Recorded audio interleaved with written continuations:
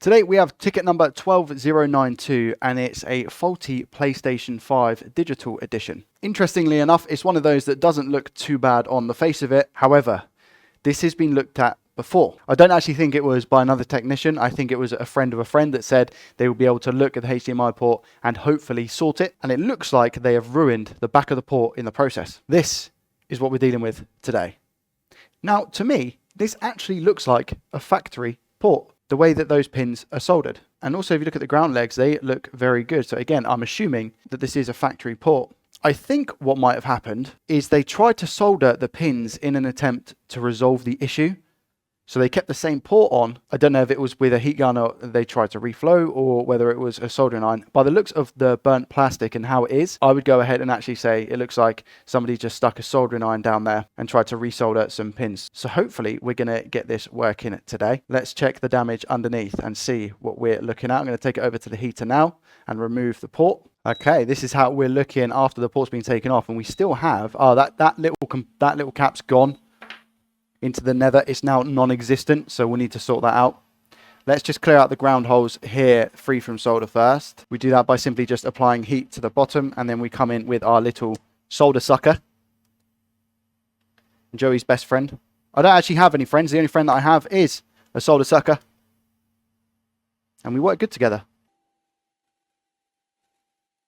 I try and do this process as quick as I can after taking the motherboard off of the heater. Have a look in the plastic box. There might be some connectors in there, potentially. All right, let's see if we can... No, still not. Can't do it yet. I don't think we're going to have it. Okay, let's try now. There we go, perfect. For some reason, the one behind it didn't want to liquefy. So I'll move over to this side and do these quickly. And I'll go back over here.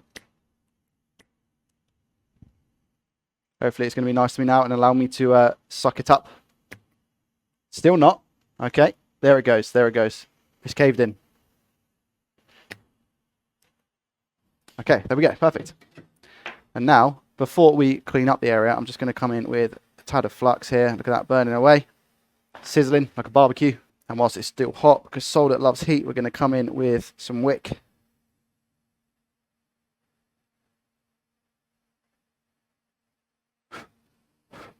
And wick up the pads just like that. Now we come in with our favourite tool. The cotton bud. With isopropyl alcohol, and we just give everything a lovely clean. Just like that. Now we're actually going to get a little cap and replace that now, but we can prep the board before we do that. So if we just take our flux, put it in the ground holes and along the actual pads in the middle, and what we're going to do is just fill these ground holes up with solder as much as possible.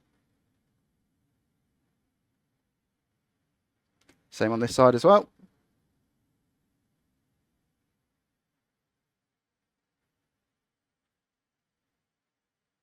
Then we try and do the one-stroke finish.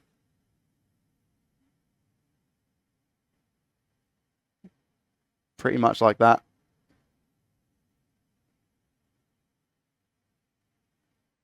Make sure we've got enough solder on the pads, which I think we do. We can try and put 2 blobs here on these pads to help with the cap. There we go, that's better. Okay, now we get a cap and place that on. And here we go, here is that little cap.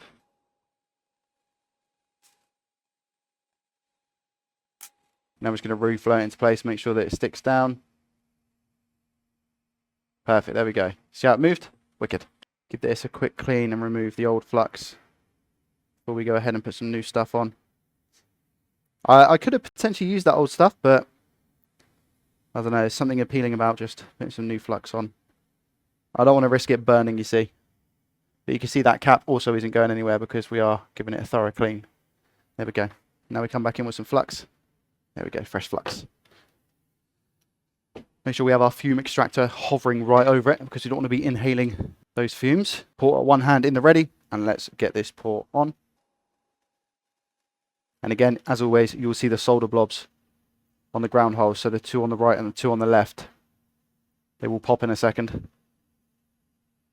And that will show that the solder has gone completely through the board.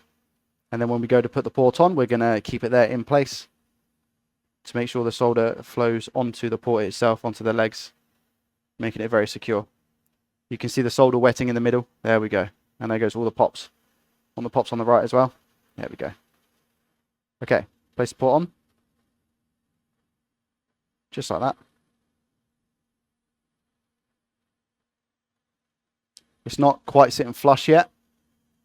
So again, we're going to keep the heat on and slowly push with our tweezers, not forcing anything. There we go. See how it's sat down? And again, we're going to keep the heat on, move it around a little bit. Make sure it's sat down properly. There we go. And just hold that in place now. With the heat. Make sure it sits down in place. And then soon enough, we're going to take hot air gun off. In about 3, 2, 1. Remove the heat, hold down on the port.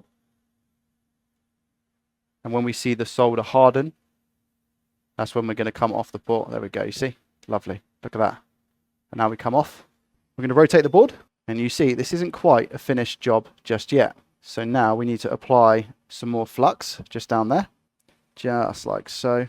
And now we just take our soldering iron and make sure the pins are all nice and soldered correctly.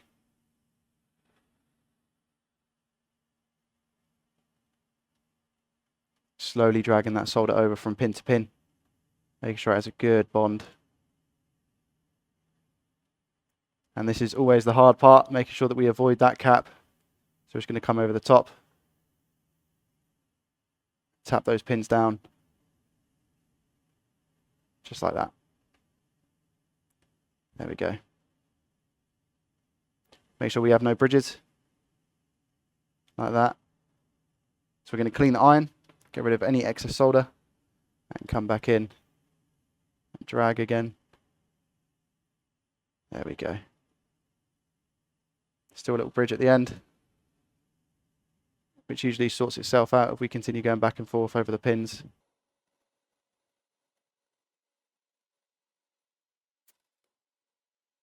Just like that.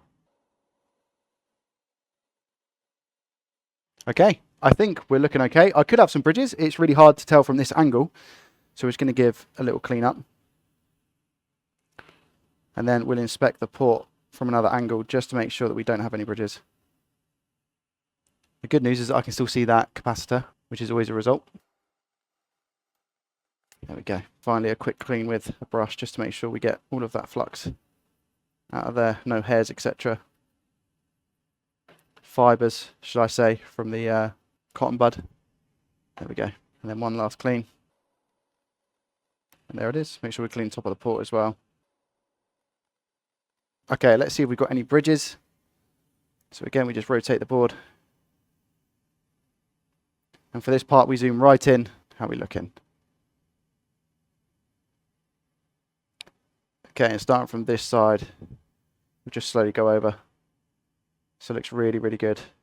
None of those look like they are bridged. Nice. Very, very nice job. That's a good job. The cap is still there as a result. And again, I know I always kind of talk about it, but look at the ground holes here. They are physically hugging those legs. Perfect. You can see that they are solid. However, as always, go over them and check them to make sure that none of them are moving, because you're just going to save yourself work.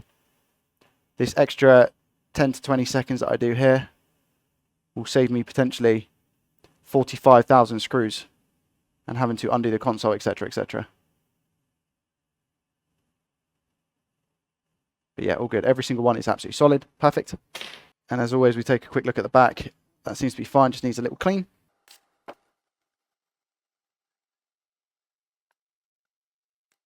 There we go. And this port isn't going anywhere now. It's absolutely solid.